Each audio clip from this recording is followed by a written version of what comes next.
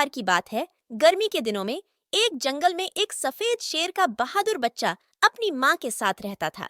वह छोटा पर बहुत ही उत्साही था।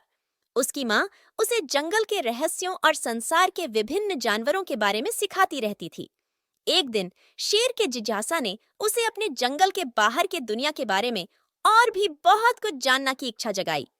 उसने अपनी माँ को बताया कि वह बाहर की दुनिया के खोज करना चाहता है। माँ ने उसकी इच्छा को समझा और उसे सावधानी और होशियारी से सलाह दी। उसने कहा, बेटा, दुनिया बड़ी और भयानक हो सकती है। तुम ध्यान से रहना और अपने जीवन की सुरक्षा को बचाना। शेर के बच्चे ने माँ की सलाह सुनी और जंगल के बाहर की ओर अपनी यात्रा शुरू की। वह अपनी माँ से उसके जंगल में सिखाए गए सभी जानकारियों का उपयोग करता था।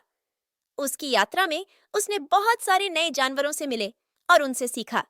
लेकिन एक दिन वह एक गहरे जंगल में फंस गया। वह खुद को इस संघर्ष से बाहर निकालने की कोशिश करता रहा, लेकिन वह अकेला महसूस करता गया।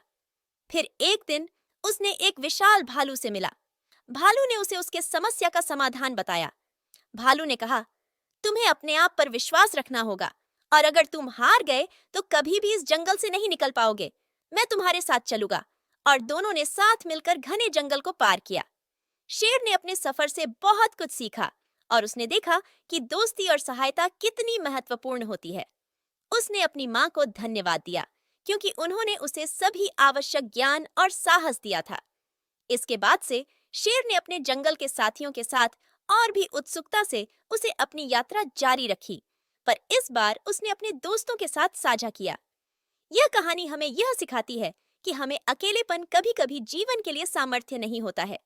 हमें हमेशा अपने आसपास के लोगों की मदद और सहारा लेना चाहिए और इससे हमें आत्मविश्वास और साहस मिलता है कि हम किसी भी मुश्किल स्थिति से निपट सकते हैं।